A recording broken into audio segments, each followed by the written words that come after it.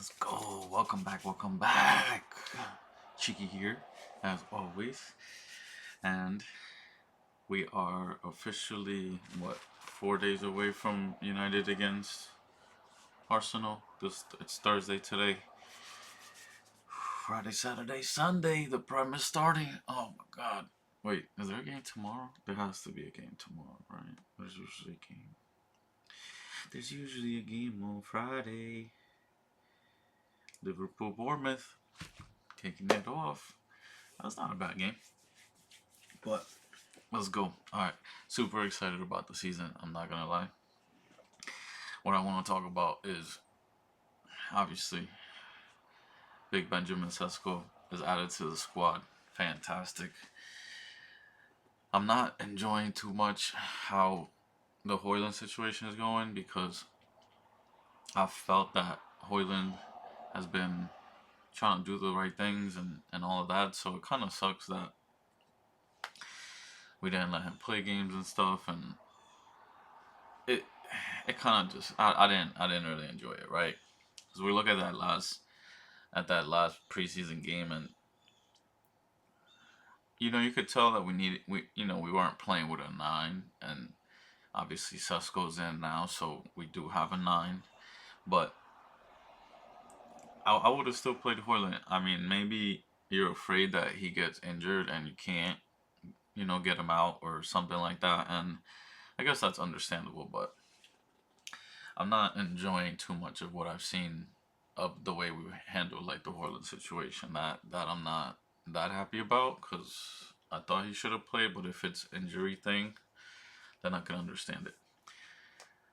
That game, I thought we were solid against Fiorentina. I think Florentina. I think you could just kind of tell that we were missing a striker, like a strong, big body up front that holds the ball, can be able to link play. Because the guys we have, Cunha is solidly sized guy, but he's not like a striker. He's not a big guy. So as a nine in this system, he wouldn't really work in any system really, because that's just a tough position if you're not a big dude. So you could just see we were just missing that. But apart from that, I thought we played pretty well. Fiorentina had a couple chances. I think you could tell. Obviously, we do we do need a midfielder. With Baleba talks, I mean, we're definitely gonna bid, right? We have to bid for him. After that, we see what's gonna happen. Obviously, if we could get some of these guys out of here, that'd be fantastic, right? If we finally sell Garnacho, if Hoyland is sold instead of loaned, there's a couple other players, obviously Anthony Sancho, that can get us some more money.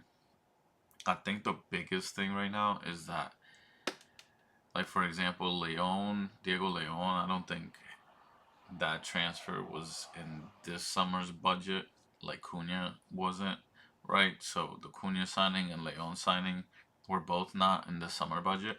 So you have only two signings technically when you look at it that way, and Bomo and Sesko. So yeah, they spent some money, but if you're looking at when they spent it technically, right, it was only on two players. So you you have to know that there's a little bit of money left, right? I mean, I'm not expecting there to be a crazy amount, but they spent what, like 150, 160 on both Bomo and Sesko, right? So you spent 150. You got rid of Rashford, right? Technically, Rashford's the only like money you've gotten rid of. You haven't really sold anybody. You did make a little bit of money off of like some past players that were sold, so we did make a little money there. Sancho having to come back from Chelsea, that was another 5 mil that we got back. So we've gotten some money, and we've spent 160 technically in this window. So we do have some money, and if we could sell a player or two, I have zero problem with us spending 100 million on Baleba. I haven't been keen on the way we spent money, especially when it was big money in the past for players that just hadn't been proven or too young, things like that. But this kid's played in the Prem, and he's already really good at 21. So it for me, it's you're getting a 21-year-old kid. If he's part of your future, I don't mind spending 100 million on him. He's gonna make that back regardless, and jersey sales alone most likely. But apart from that, you're getting a 21-year-old with an extremely bright future in a position that you really need a player in. So I have zero problem if the three players that we bring in, technically, obviously, Cunha's part of another, last season. But with the three guys we brought in so far, even Diego Leon, let's say four, I've been very happy. You bring in Baleba, this window you can consider it the greatest window ever, ever for any team, really.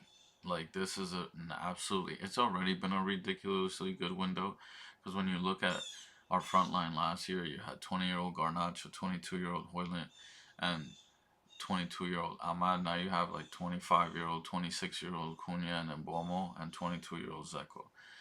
So let's go. That's just a different leading in terms of like age just alone, and then you look at their like goal contributions. It's ridiculously different, right? So Sesko's the only one we spent like a good amount of money on that wasn't in the Prem, which is fine because he has the attributes that you desire. For like Hoyland has certain attributes that you desire, right?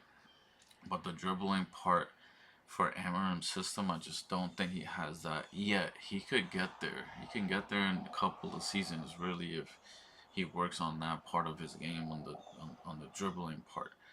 Because the other parts he's actually very good at, honestly. Well, he's getting better at the hold up play, so he's not very good at that yet. But the runs into the box, the runs into channels, like they're all pretty good. Like they're all consistent. He's got pretty good speed. You saw it in the preseason when he was in our half and beat the center back from West Ham or whatever down to take that shot right at the beginning of the game. So he's got speed. He's big. He's a big kid, like strength wise. So he's got a lot of attributes, but in certain systems that would look really good. That will fit because like certain teams um and like coaches are gonna demand different things from you. But when you're talking about Amarim system, Amarim is all about 1v1, like beating your player in 1v1, being put in 1v1 situations, and you beating the player. Like that is what his system is all about, really. So when you look at Hoyland, if you can't really dribble, right? Like the reason why we went after Sesko and why obviously we would have liked the guy that ended up at Arsenal, Gyökeres, is because they can dribble. They could take the ball from their half and take it down and dribble and beat players while doing that. Hoyland doesn't really have that, and while he could develop it, we need it now. So that's like really the main reason why this is happening. Because Hoyland, to me, he's young still. He can get better and he can improve, and he's actually like when you looked at preseason, some of the stuff he looked bad at last season, which was the hold up play, the like the bringing the other players into the game, connecting.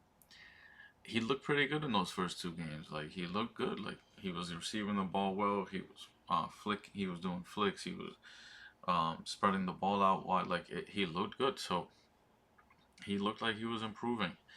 The only problem is we don't have time to allow players to develop, and that's one of the reasons why we went for Mbomo when we have Ahmad, for example, because Ahmad in another 2-3 seasons might be able to. He should be at the level of an Mbomo, like somebody like that. But we can't wait 2 to 3 seasons. It was the same thing with Garnacho. Garnacho in 3 to 4, like 2 to 4 seasons could be an absolute problem once he's more consistent at finishing because he can take people on. He's extremely dangerous. So it's not the fact that we didn't have talent. I don't think. I think a lot of people were mistaken in that sense of last year. I think we finished that far back because we just couldn't score goals. So, and we transitioned in the halfway through the season. I think if Amarim last season starts in the summer, even with the team that he had, that team, but if he would have started in the summer, we finished probably like 10th in the league. I don't think we finished 15th. I don't think we're that bad of a team. I don't think how we finished last season would have been as bad. I think if he would have gotten a preseason just like he's getting now with that same team for them to be able to learn how to play, even with those players, he has a better season. Like the, we finished at like 8 to 10th, and that's 8 to 12 in that range of 8 to 12. And for that team, that's not great, but for his first season, it would have been okay. But we would have still needed a couple of years to really challenge. The team was too young and didn't have enough. Now we're starting to, and now we have enough to like be top six this season with the players that we got. We're in top six, fighting for top four. If we get Baleba, then we should be top four, fighting for like top three. I don't think we're that far into the project to really, really win it this season. But we would be definitely fighting for top four. Like we would be in top three if we get Balaba. Like that's really what I would think. I think City and Liverpool are gonna be a little bit better than everybody else, and I think Arsenal is right. Like we would be in the same like grouping as Arsenal. Arsenal might be in the City Liverpool grouping right now because of Gyökeres. They finally have a nine, so it's gonna be interesting this season. But we're almost there. If we get Baleba, honestly, even Chelsea might be in that group now. Like you would have five teams in the Prem that are like really good. Even you could even put Tottenham in there. Honestly, maybe not Tottenham yet. They could get in there, but there's five teams at that point. Like if Man United get Baleba, I think we're outside of that top four group because there's definitely Man City and Liverpool. Because City's gonna be back this year for sure, and then you have Chelsea who have ball players and gotten better. Arsenal finally have a nine and have gotten better. So that's the top four teams in the Prem right now, if you're looking at it. And United's right outside of that group of four with a bunch of other teams like Tottenham and man, you could put. I mean, only because Isak's not staying. I don't put Newcastle in there anymore. I mean, Brentford lost their player. Like, it's kind of hard. Villa might be in that group right outside of the top four. There's a couple of teams, right? If Man United get Baleba, they join that top four team. They're in that four before now. Now it's a little bit of experience in the with each other in the system, everything. That it will just take time to gel. So that's part of the reason why I don't think this United team can actually win the Prem this year is because they still need some time to gel. But when you look at like the players we would have, yeah, I mean we would be able to challenge. I think with Baleva on the team, we would be able to challenge, and the only reason I say that is because we don't play Champions League this year or European football. So there's less games, for example, for them to get injured, as bad as that sounds. There's less travel. There's more time to focus on just the league. Now there's less games, so players are really trying to like play in the games. If you don't play and you don't do your job, somebody's gonna be there waiting to take your position. And we actually have depth in pretty much all the positions right now. Like we have some depth in every position. The midfield just doesn't have the type of athletes that we need, but we have depth, right? We have plenty of players that could play the midfield. They're just not athletic enough to play that position yet. So yeah, I mean, you have people everywhere. You have center backs that you have depth at three center back positions. You have depth at the midfield, at the wing back. You have depth up front. You have depth at those ten positions. We are in a time where we just because we're not playing European football that we have a chance to like play well and do well.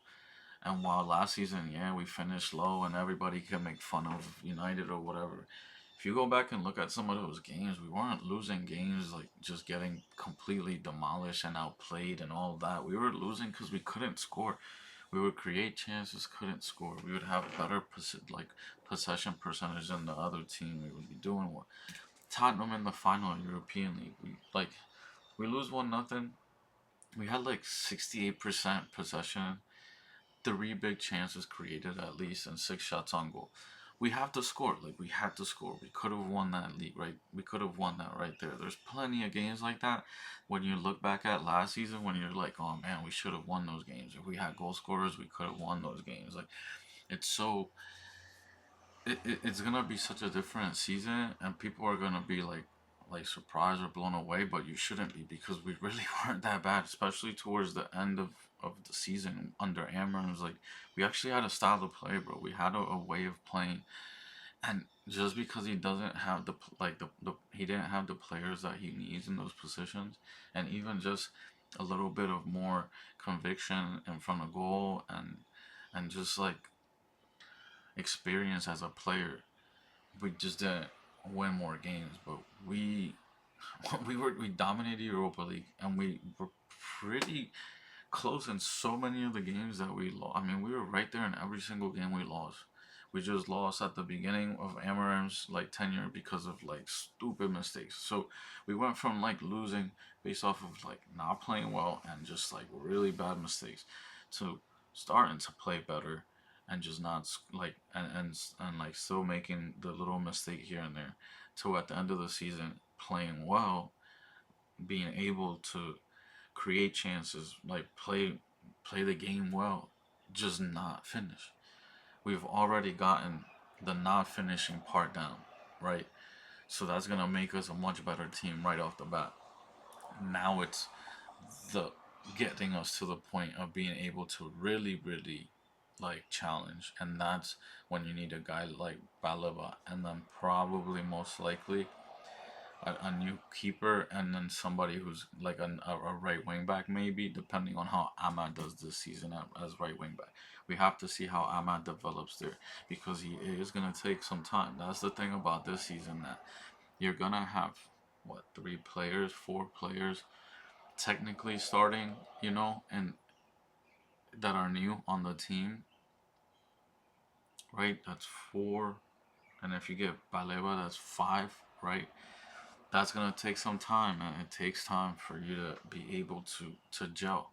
And I say four because Ahmad is playing right wing back, and while he might have played a game or two or something last season, if that's his position going forward, it's gonna be different for him. He has to learn. And then you have Sesko Cunha and Bomo. That's the four. It's a lot of there's a lot of different players like start like playing, so it's gonna take some time. Good thing is obviously preseason, and the players played this system last season, so the new ones don't have to do too much. Sesko as a forward that has like the least to learn, right? Because his positioning is just one part of the field at that point, right? Like you're a forward, so you're at the top of the formation, so you don't have to learn too much, right? The main things that you would have to learn is how we're gonna press, like when to press, right? That honestly, as someone who's played, I think that my IQ when it comes to footy is pretty high. I think most people that have played with me would agree, but that position is so easy to play, man. Like when you're by yourself, because now you just you should know how to play. You're by yourself. You don't have to think about where all these other players are around you. You're technically up there by yourself. So the pressing shouldn't be too hard. And then he's kind of been you. I think he played up by himself up front at Red Bull. So I think he should be fine I mean, from all the highlights I saw, it looked like he was their main striker, just a number nine. The hold up play I saw in highlights was good. The link up play was good. So I mean, I don't see why it would be any problems with him starting. Cunha, the fact that he's Portuguese, while his English is like pretty good, the fact that our coach is Portuguese, our captain's Portuguese, and he's Portuguese, that's gonna speed up like anything, everything, and anything for him. Because whatever little things he had to learn is just gonna be much faster. Because in your original tongue, whatever people might say, you're gonna understand it faster, right? Especially the guys that don't speak English like perfectly fluent, right? They're just gonna understand it easier when it comes from somebody who speaks the same language. And then in Buomo, his English is perfectly fine. Obviously, there's a couple French speakers on our team, so that's not a problem either. But he might be the one that needs a little bit of guidance, I guess, or like learning. But he's so smart. He seems to be so smart when it comes to the pitch. He's kind of played in that position anyway, so I don't think he has a lot to learn.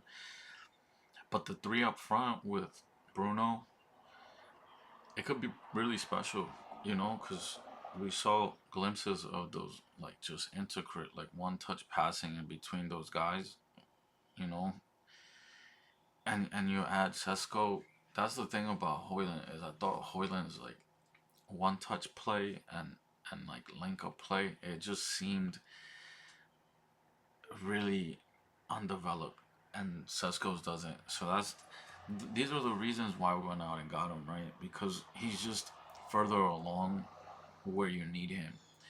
I promise you, I think Hoyland is not as bad as people think. I think in a couple of seasons he will be really good, especially in like Switzerland. He's Swiss, right? Switzerland.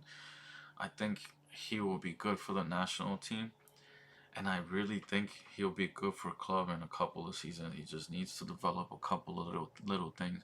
But if you put him in the system where you're focused on putting balls into the box, and you need a forward that's gonna make the right runs, make runs every time, you're gonna be happy with Rasmus. You're gonna be really happy with him. But when you need him to do more, he's just not there right now. That's the problem. That's the only problem with Rasmus. It's not that he's not good enough or whatever.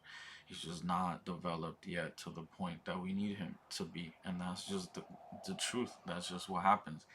That's why we went out and got Sesko, because you can tell he's further along just by watching the highlights, just the movement, the receiving, the being able to turn like defenders, all of that is more advanced.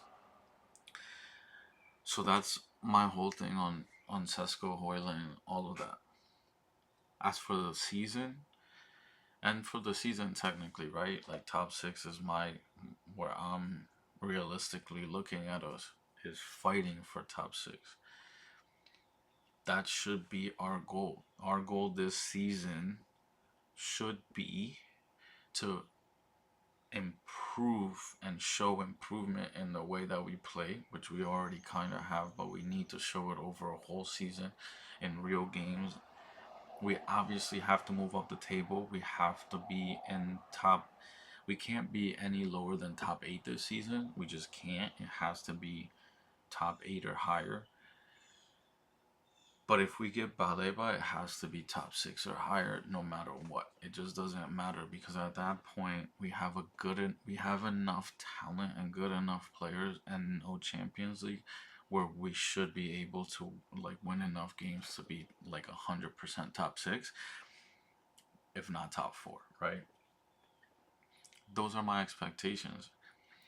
I want to see either Cunha or Mbomo be the player of the season. I don't want it to be Bruno. I want Bruno to have played extremely well, but I don't want him to be it again. I want those other guys to get more love. I want Bruno to run the team and control the pace and all of that. And I want those other guys to get the glory of the goals and assists and stuff. Because if that happens, we're gonna have a good season. If one of those two guys is our player of the season, I think we have a really good season. So for all United fans, I think we're gonna have I think we're gonna really enjoy watching our team play. I think we're gonna have a couple of downs, but I think we're gonna like finish the season with extreme excitement. I think it's gonna be rough if we don't get Baleba because we're gonna have to find somebody who's as good as him or as yeah as good who brings the same type of qualities as him next season, and that'll be tough. But honestly, if we get Baleba next like summer, we're not really looking for like a crazy amount of players at that point. Next summer, we'd be looking for a goalkeeper, maybe a right wing back, like a young right wing back, and a center back, and that would be like it at that point. We really wouldn't be that far away from having a really complete team, and then you have some youngsters that are coming up that will add depth next season. Like we're in we're in a spot where if we get Baliba this season, now we're just building to the point of our team playing together and in the same system and like just getting like just playing together more and learning how each other play, and that's it. And our team is pretty much built. I mean, I think if you put Baleba, the only thing you're looking for next year as a builder is if for some reason Ahmad doesn't do well, let's say a right wing back and a keeper, and that's it. Two players, because the rest of that starting 11 with Baleba in there, you don't really need anything else. I mean, Bruno, I think Bruno after 2 seasons goes to Saudi maybe, and then Mainu takes over. I think Mainu and Baleba, that midfield would be crazy going forward for many years. They're both, Baleba's 21, 22, Mainu's 20, 20, 21. That could be for 10 years our midfield. That's a ridiculously dope thing to think about. But that's where we're going. And yeah, I mean, I think we have to put everything down for Baleba. I really do. I think we just need to go after it. If we get him, I think we're not very far away from anything anymore. We're not very far from completing our starting 11. Then our depth is pretty good, and we have youngsters to add to that depth. I don't think we need anything else, honestly. We get Baleba. I think that's why they're okay spending all this money, is because if we get Baleba, like we're good. Like we're really not that we're really good. I think we're a really good team at that point. The only reason I don't say oh we're winning the prime or whatever is because we haven't been together as a team that long. But if you put that starting 11 next to any starting 11, I would I would give us a chance to beat any single team in anywhere in the world, honestly. Baleba, Bruno Fernandez, Cunha, Mbuomo, Sesko, Dorgu, Ahmad, Yoro, Maguire, Lissandro Martinez, Luke Shaw, Heaven, and Onana. We could beat any team in the world with the depth of Xerxes and stuff in the bench, Mason Mount. Yeah, yeah, I would give us a really good chance. So I'm excited. Honestly, I can't wait for Sunday already. I'm pretty excited. And the season, we're gonna have a good fucking season. Let's get it. We're gonna have a good fucking season. Let's fucking go, man. And that's it. I'll catch you guys. I might make a little video before the game on Sunday, like Saturday. But let's go, man. Come on.